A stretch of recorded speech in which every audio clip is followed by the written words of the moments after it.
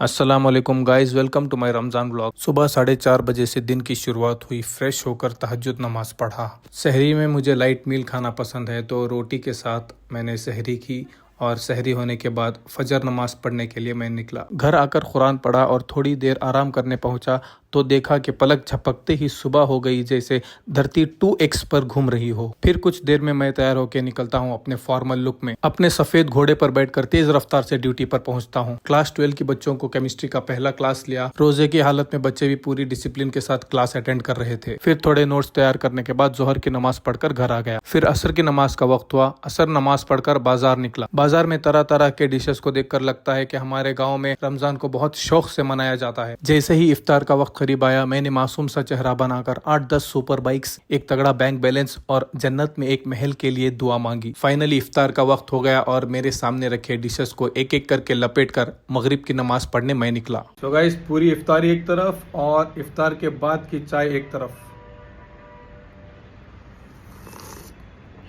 ओफो, एक तरफा गाइस, एक तरफा।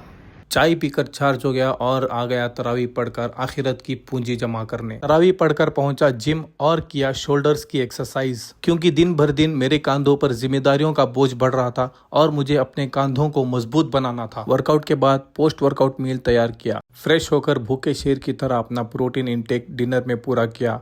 सो गाइस, ये था मेरा रमजान का व्लॉग। जितना हो सके मैंने अपनी जिंदगी की झलक इसमें दिखाई है। और रमजान का महीना चल रहा है, अपना ख्याल रखना और अपनी दुआओं में मुझे याद रखना।